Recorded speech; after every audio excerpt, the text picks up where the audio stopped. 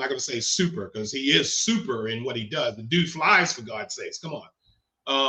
But it was interesting to see and then find out that Superman can in fact get his ass kicked by anybody else, because in Man of Steel it was Kryptonians kicking his ass. So you think that was toe to toe, and that's the only way they can basically hurt each other is if they were of the same caliber of power.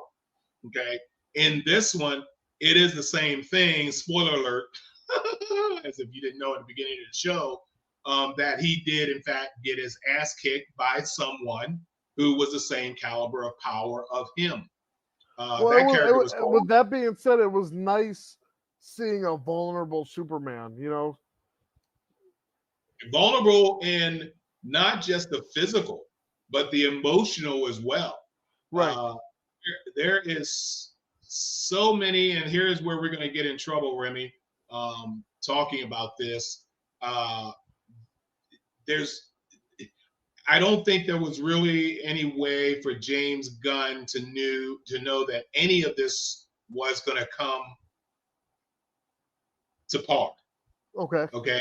Because if you would think that this movie was probably in the can for maybe a year and a half before current events hit the scene, there are current events that are in this movie that I couldn't believe.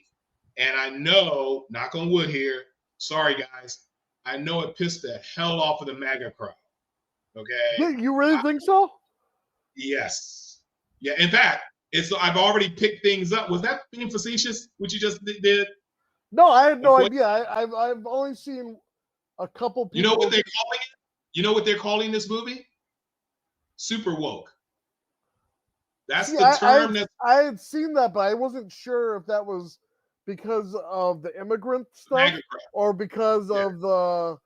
I know they were trying to say it was. They said on Fox News the other day that it was something about that it was like comparing to the Israel versus Palestine, Iran conflict. That was part of it. That was part of it. But the internment camp, for one thing, okay? Yeah. That version of the internment camp, you're looking at, basically an alligator. I live in the Orlando, Florida area, guys. But you're literally in this movie scene basically like an alligator Alcatraz. If not the glass box cages, okay, with all these individuals who were apprehended and put into these cages and held. But if not that, then literally his base of operations, wherever the hell they are, where everybody's wearing Hawaiian shirts, I don't know if they're in the desert or on the beach, but there was a lot of, at least compiled references of that, the current administration's duties in this movie. And I don't like talking politics. I'm just saying what I think a lot of people have seen, what I have seen, and I actually gasped a little bit when I saw it. I couldn't believe what I was looking at. I think I caught before I went to the movies, because I try to stay away from all spoilers, all trailers, any information whatsoever about a movie before I have seen the movie. But I caught wind of literally these some MAGA people, okay, were getting upset and expressed their views already on what they thought was going on in this movie. Thus the term super woke. Yeah, see, I saw the term, but I didn't see anybody like calling the movie that, Yeah, I did. I'll have to send you some copies, but I did. But anyway, moving along, what else you got for me, Remy? Well, we're going to move to positives. Like, what are some of our favorite stuff about this? And I know we could probably talk about this for days, This was, like I said, it's my second favorite movie of the year. And that's like, not saying that it's bad. It's really, really good. I mean, Sinners just brought the bar up so high that it's going to be really hard to knock it down to from number one to number two. But Superman's it's up there. It's the second best movie I've seen this year, and I go to the movies every weekend.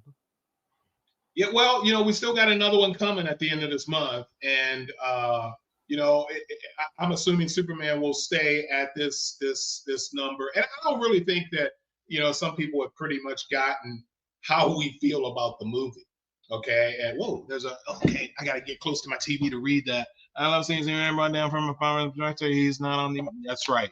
A That's right. Oh, go retro. When another alien story. Yeah, yeah. Go retro. Good job, man.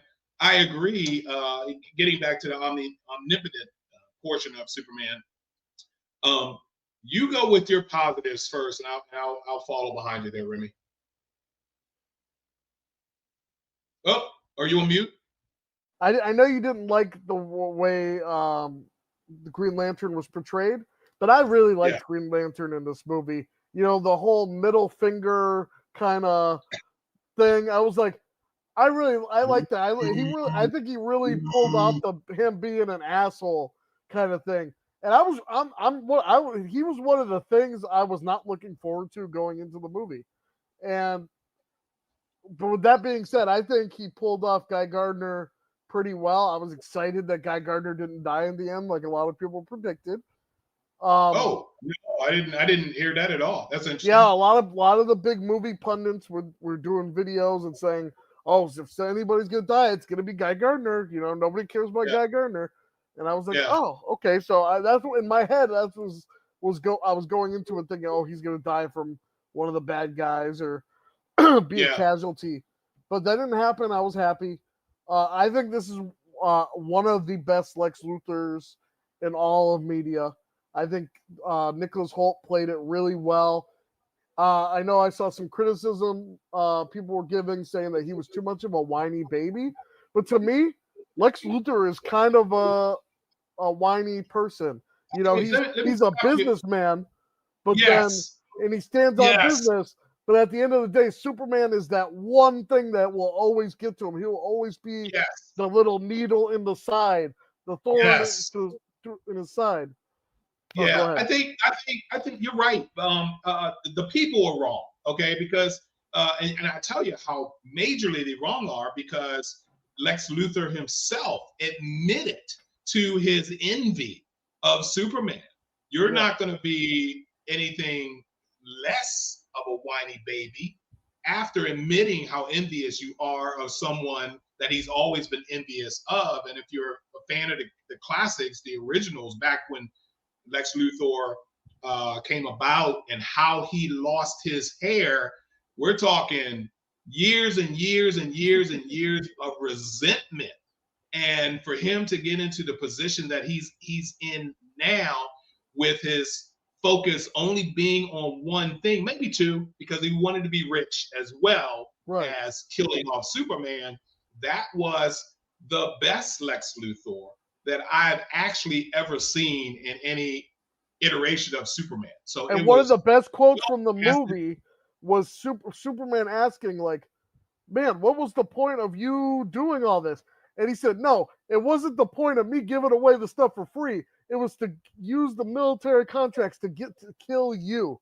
It was kill you. It had nothing to personal with me. It was to kill you." And I was like, "Oh, perfect." Yes, it was gold. It was golden. He was on a mission. He was focused. He wasn't worried about being rich. He wasn't even worried about being important. He just wanted to kill Superman, and he went about the best way of getting those capabilities of killing Superman.